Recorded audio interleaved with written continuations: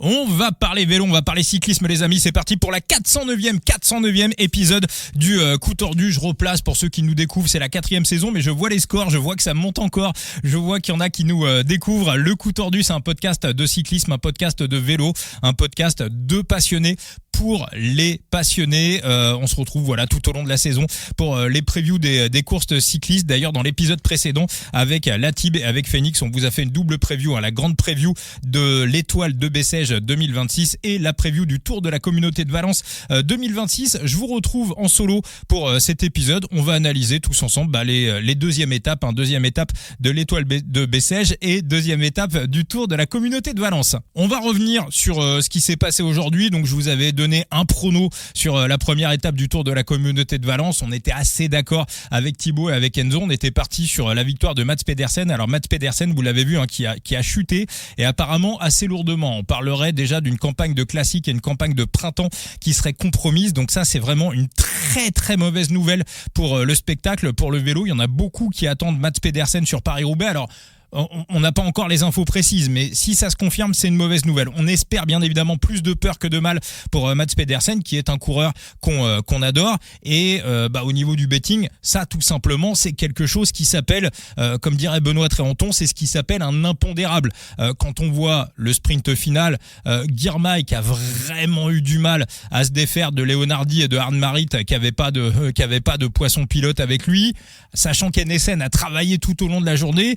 Même si Bini l'a emporté, on peut estimer qu'on n'a pas encore du très très grand Binyam Girmay. Alors évidemment, ça va le mettre en confiance, c'est que le début de la saison, bien sûr, mais on peut légitimement penser que si Pedersen avait fait ce sprint à armes égales, je pense quand même à minima que le pari serait passé. Donc est-ce que c'était un mauvais bet ? Probablement pas. Est-ce que maintenant on le saura jamais. Encore une fois, des impondérables, vous en aurez dans le vélo et vous en aurez absolument dans tous les sports. Alors bien sûr, pour attaquer ce podcast, je rappelle que jouer avec excès comporte des risques. Je ne suis rien ni personne pour vous inciter à faire des paris sportifs quand c'est vraiment mal fait. Les paris sportifs sont un poison. D'ailleurs, j'avais contacté Joueur Info Service il y a quelques mois pour faire un épisode, pour faire un podcast. Ils avaient donné une fin de non-recevoir.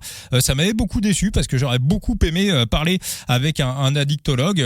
Moi, je pense qu'il y a des gens qui ne doivent pas du tout mettre le nez dans les paris sportifs. C'est pas une question d'être bien ou pas bien, c'est une question de contexte émotionnel. Il y a aussi des fois dans sa vie où il faut surtout pas y aller. Et je le redis, on incite absolument personne à jouer. Le numéro de téléphone de Joueur Info Service, vous le retrouvez dans le lien de l'épisode. Et vous pouvez aussi vous amuser gratuitement. Aujourd'hui, il y a plein de jeux de fantasy qui existent. Nous, on parle souvent de Side Limit, mais il y en a d'autres.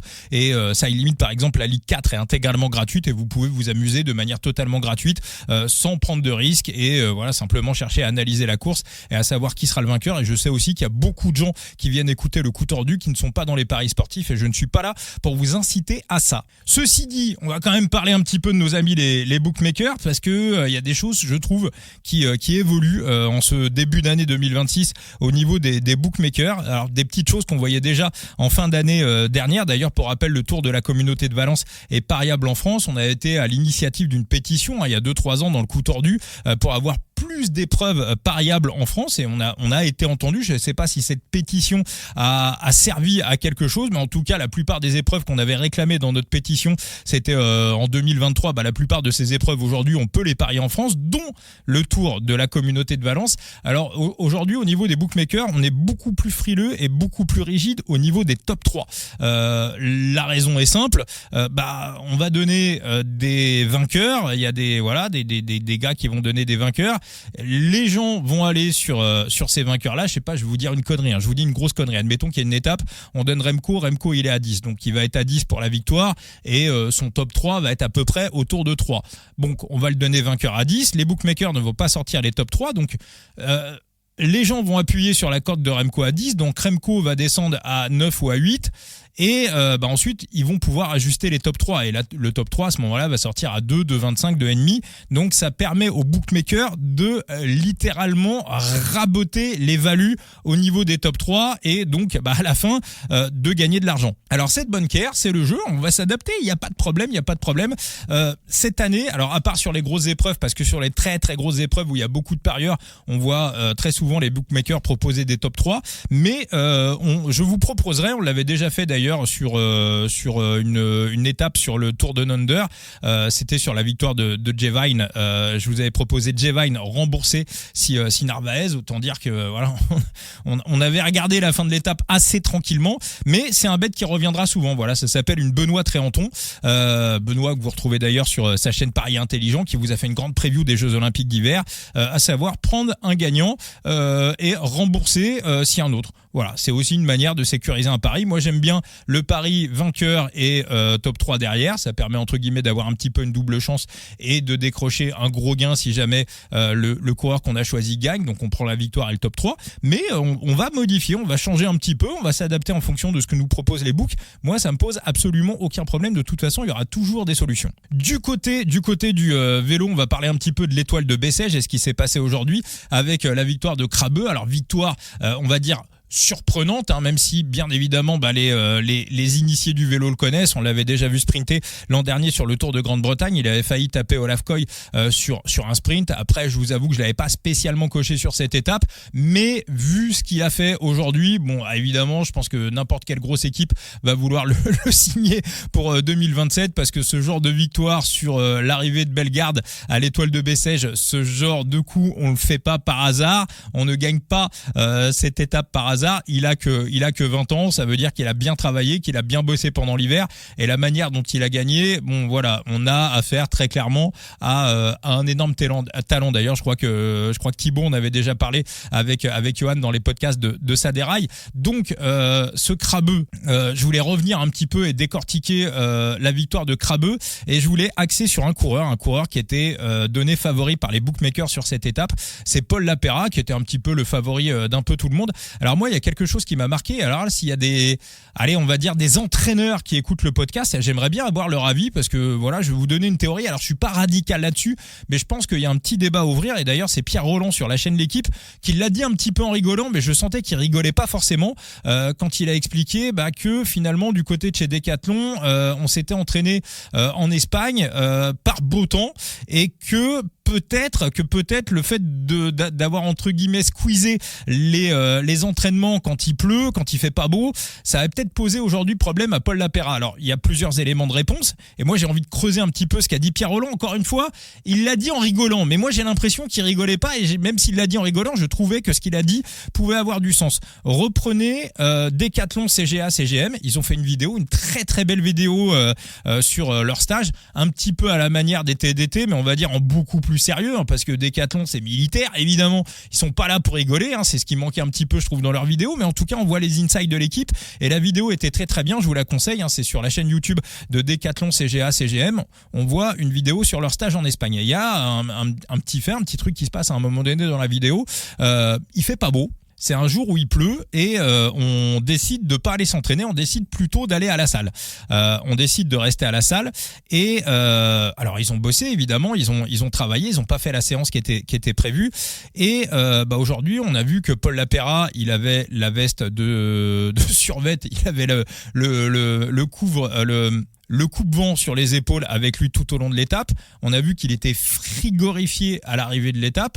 Et moi, je pense qu'à l'inverse, ce fameux Tom Crabeux, il est belge. Je pense qu'à la Flandre baloise, on ne doit pas envoyer non plus des salaires de dingue. Et je sais même pas si on a de l'argent pour aller se payer un stage au soleil. Je sais pas. En tout cas, c'est la question que je me pose. C'est qu'on voit de plus en plus de coureurs qui, on va dire, ne vont pas faire les entraînements quand il pleut. Alors, ils travaillent sur autre chose. Encore une fois, ils vont pas, ils rentrent pas à la maison pour boire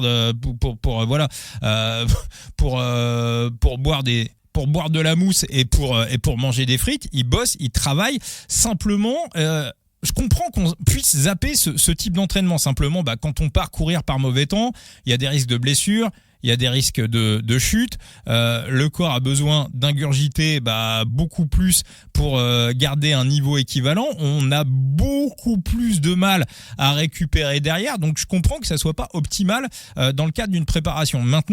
Maintenant, le fait de ne pas habituer son corps à affronter ce genre de situation, est-ce que c'est pas aussi un malus quand on se retrouve dans ce genre de situation? C'est la question que je pose, hein. Je suis pas radical.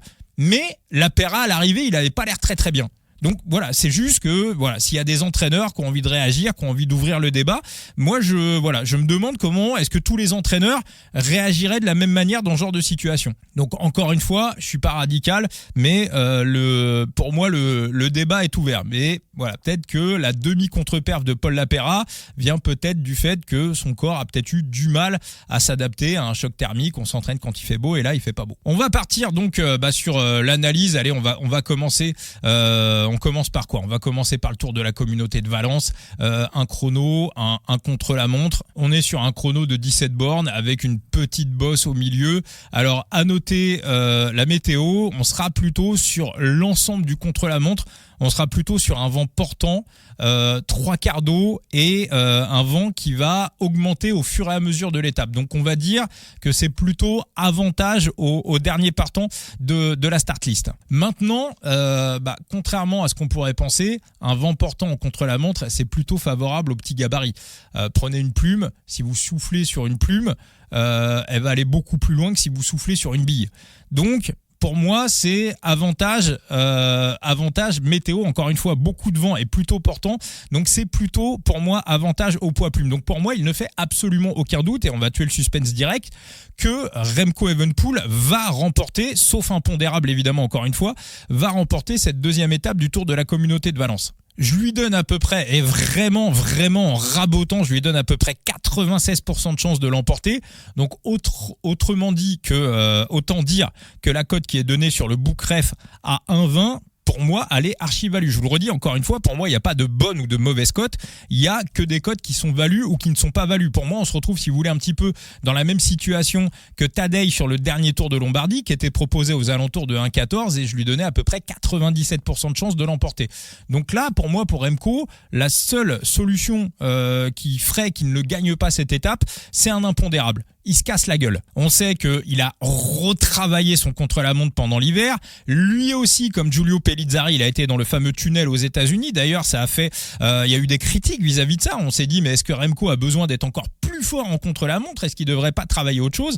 Moi, je pense que travailler l'un n'empêche pas de travailler la montagne. En tout cas, Remco veut être encore plus fort en contre-la-montre. Donc à partir de là, avec des conditions météo favorables, un parcours bon pour lui qui est bien et un Remco qui doit être encore plus fort, qui doit être encore plus optimisé que la version qu'il était l'année dernière, je vois pas dans quel monde il est battu. Donc à partir de là, la cote à 1,20 pour moi elle est particulièrement value, même à 1,15, sur les books en FR on la trouve autour de 1,15. Donc pour moi, ce qui serait un crime, ça serait de ne pas prendre cet argent qui est là. Donc pour moi, ça sera 0,7% de bankroll, même si encore une fois dans les paris sportifs, il y a absolument rien de sûr.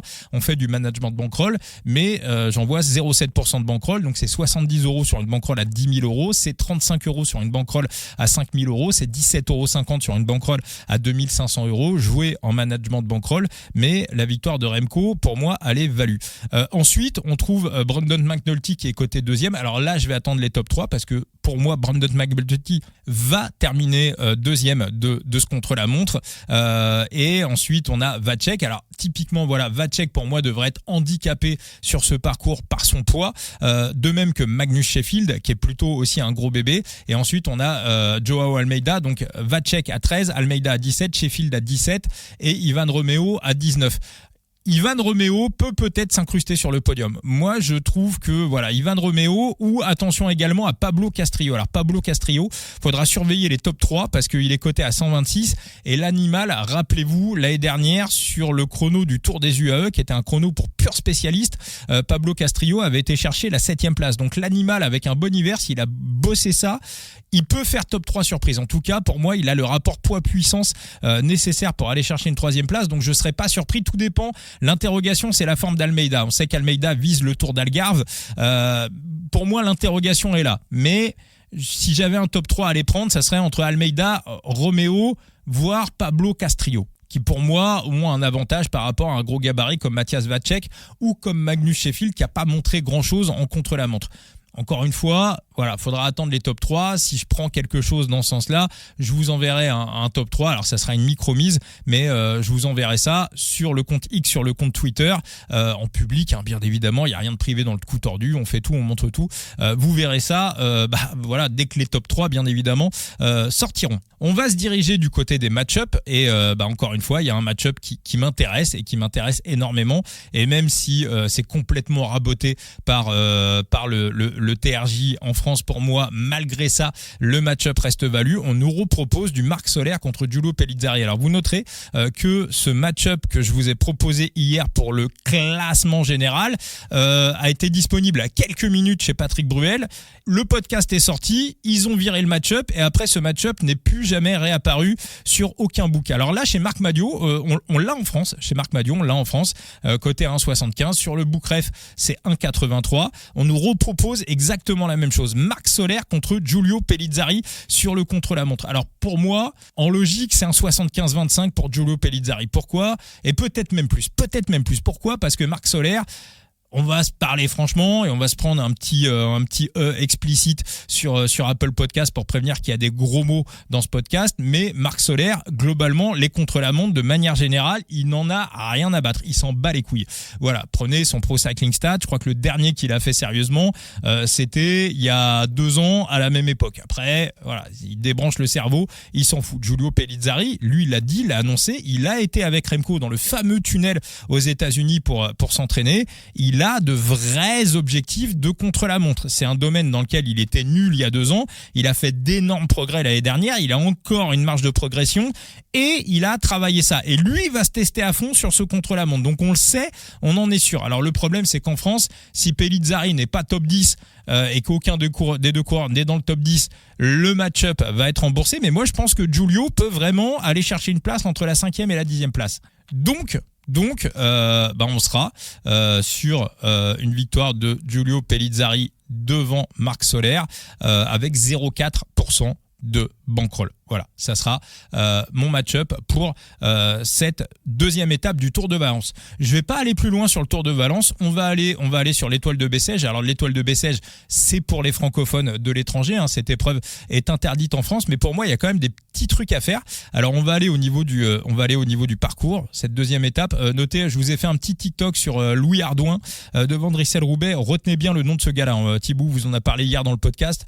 Lui, encore une fois, ça fait partie de ces fameux coureurs, puis les managers de Side Limit vont commencer à s'affoler autour de ce gars-là.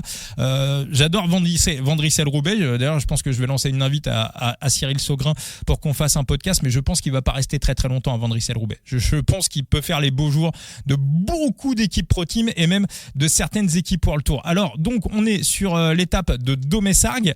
Logiquement, profilé pour sprinter, dernière ascension à 23 km de l'arrivée, petite bosse, la côte de Montagnac. Alors attention, c'est quand même assez, ça fait 1 kilomètre, un petit peu plus d'1 kilomètre, mais il y a un pied qui est quand même relativement pentu. Moi, ce qui m'intéresse, c'est que après cette côte de Montagnac, pour se diriger vers le final, on va d'abord prendre une petite partie vent de face et ensuite on va tourner et on va reprendre une partie vent de dos, vent 3/4 d'eau pour un sprint en faux plat montant.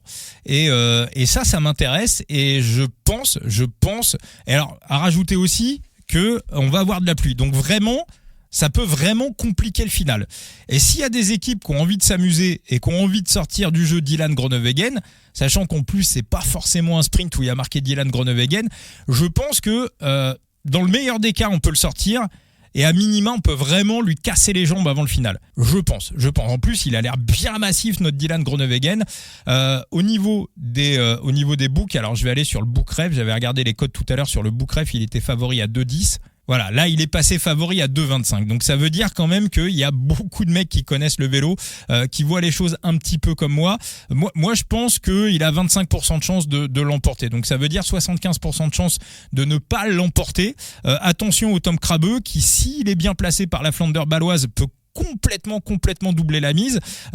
Si Groenewegen sort du jeu, on peut avoir un Lucas Kubis qui la met au fond, parce que le problème de Groenewegen, c'est que s'il est pas très bien ou s'il est mal placé, du côté des TDT, on va tout de suite passer sur le plan bis. On va pas l'attendre. On va jouer pour Lucas Kubis qui en plus a des ambitions pour le classement général. Donc Lucas Kubis est à 23, Dylan Groenewegen à 2,75. Moi, je pense qu'un bon jeu, pour ceux qui le peuvent, c'est Dylan Groenewegen ne gagne pas. Je pense que Dylan Groenewegen ne gagne pas. Vous pouvez l'avoir, je pense, aux alentours de 1,60, 1,70. Je vous le redis, pour moi, 75% de chance, et vraiment, je rabote le truc. 75% de chance pour moi que Groenewegen ne remporte pas cette étape. Même s'il est dans le sprint, ça sera pas gagné. Il peut y avoir de la pluie, il va y avoir des impondérables. Donc, pour moi, ça ressemble, si vous voulez, un petit peu à une course de Formule 1 sous la pluie. On sait que la Formule 1, très souvent, c'est les favoris ou l'équipe favorite qui gagne. Et dès qu'il y a de la pluie, tout est remis en cause. Donc de la pluie, du vent, finale un peu casse-pattes, même si évidemment c'est pas Liège-Bastogne-Liège, loin de là. Mais pour moi, voilà, il y a un petit truc intéressant à jouer sur cette étape contre Dylan Groenewegen. Voilà pour ce podcast. Sinon, dans les coureurs que j'attends aussi dans ce final, voilà, Jente Biermans. Alors, je sais pas quel niveau il a à l'heure qu'il est, mais pour moi, c'est aussi un profil pour mec un peu fatigué. Tom Krabbe, ça coche les cases. Jente Biermans, ça coche les cases. Lucas Kubis également, ça coche les cases. Donc voilà, là je vous donne plus un avis que des bêtes, que des promos, parce qu'encore une fois, cette étape n'est pas pariable en France. Donc pour ceux qui peuvent le prendre, encore une fois, pour les francophones de l'étranger. Voilà pour ce coup tordu. N'oubliez pas de vous abonner. Thibaut qui va vous faire une preview écrite sur son site Going Full Gas. Enzo sur son site The Big Gear pour le tour de la communauté de Valence. Et tous les réseaux sociaux du coup tordu. On est sur TikTok, on est sur Facebook, on est sur Instagram, sur YouTube. Bien évidemment, n'oubliez pas de vous abonner au YouTube du coup tordu. Vous cliquez sur la petite cloche comme ça. Dès qu'il y a un podcast qui sort, vous serez au courant. Vous aurez directement une alerte sur votre smartphone. Facebook, je crois que je l'ai dit, et on se retrouvera demain. Ça sera une triple preview. Je crois qu'on fera également la mascade classique. Je crois qu'il est possible de la parier en France. Donc on se retrouve pour une triple preview demain, ici même, dans le coup tordu. Merci les amis, et à très vite.